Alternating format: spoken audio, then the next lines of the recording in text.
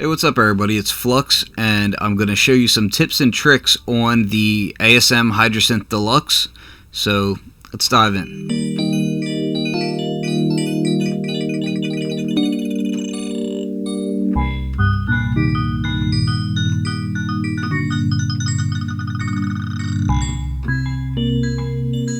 Alright, so what I want to do here is I want to create a binaural patch from a single patch that I had created earlier. Now, a single patch is the same sort of patch that you would create on the Hydrasynth desktop, the Explorer, or the Hydrasynth 49 key.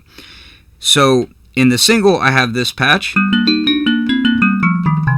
Okay. Now I want to have this doing all sorts of stereo movement and just kind of give me a little bit more flexibility. So I'm going to go into the multi-mode. I'm going to press lower. When I press lower, you notice everything lights up blue. Now I'm going to hit browse, and I will browse to that single preset, which is in the H bank here. And I've got that bank, or that patch here. Now I go to the upper. I'm going to do the same here. Hit exit.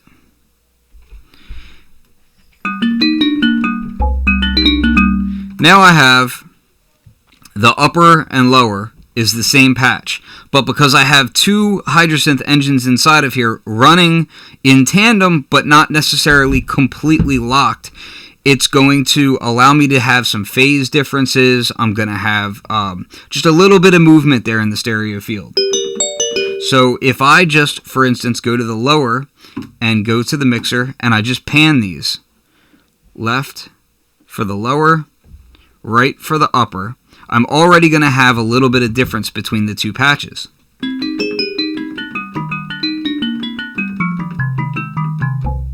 And you can hear that in the stereo field already. Versus, this is the single patch now. And here's that multi. So you hear a lot of nice, movement there. Now let's go ahead and make this more interesting. We're going to go to the lower, voice. I'm going to turn analog feel up a bit to 20, turn warm mode on, and random phase on. Upper, I'm going to go ahead and turn the analog feel up to 8. Going to leave warm mode off. I'm going to bring stereo width up to about 20. And I'll leave random phase off. So now I know that everything is kind of slightly different.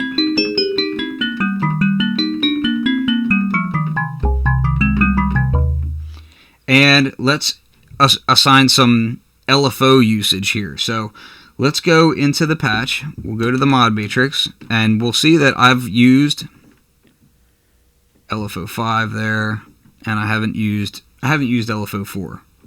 So I'm going to use LFO 4 to be my stereo variance that's going on here. So LFO 4 is going to go to, let's take it actually to one of my macros. So that's going to go to macro 2. Macro 2 is my vacation. Alright, so I'm going to take this to about 18 or 20, somewhere around there. Hit exit. Let's go to LFO 4 real quick and turn trigger sync off so it's free running. Drop the rate down a good bit, 50.58, yeah, somewhere around there, 0.50.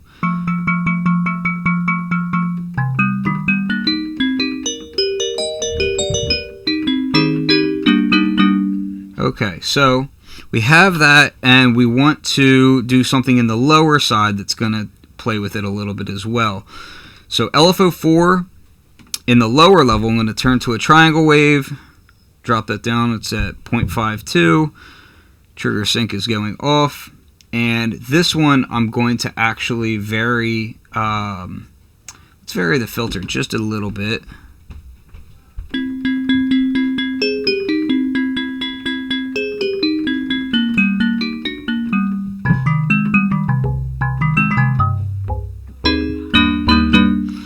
Alright, we've got that. And another fun thing to do here is to use your LFOs to kind of play with that stereo mix a bit. I'm going to use that same LFO, LFO 4, to the mixer, and we'll take that to oscillator 1's pan, and I'm going to send that fully to 128, okay?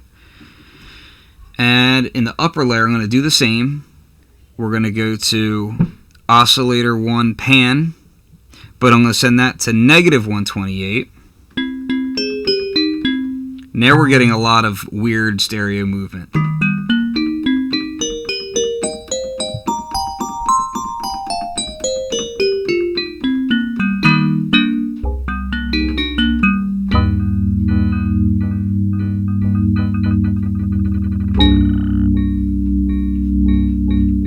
Yeah, and you can really feel that kind of moving around your head. Of course, with the way that this is set up right now, because I used a single that I had set up and I had done all my macros, I have all my macros labeled here, and you can actually read them. It's octave button, which means if I press this, I'm going to drop down an octave. All right, now if I did that just on the lower layer, you get that variance, right? And if I go to my upper, I have octave up. Let's hit that button.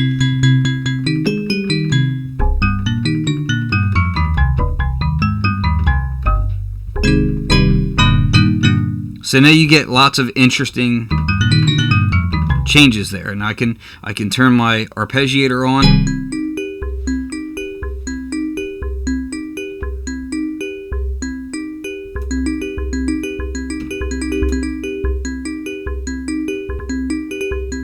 Now that's just my upper.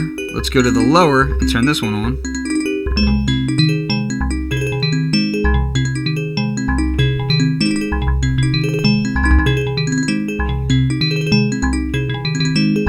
And let's turn those off. Go to multi, turn them both off.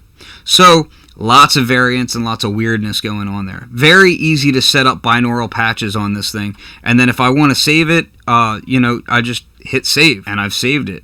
So this patch I can navigate away from, come back,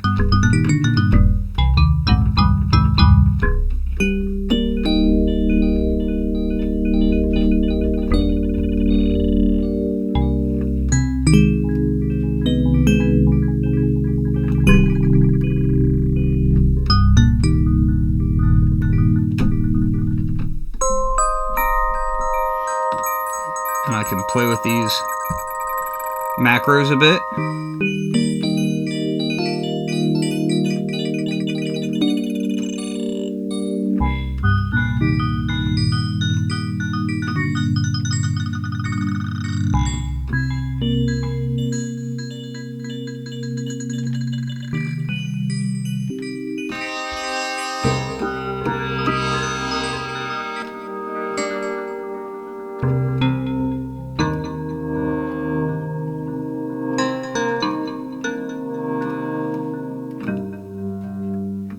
Just really easy, quick tip on how to do kind of binaural patches, and you still have 8 voices when you're doing it that way, because you're stacking 16 voices together into an 8-voice patch that's binaurally split.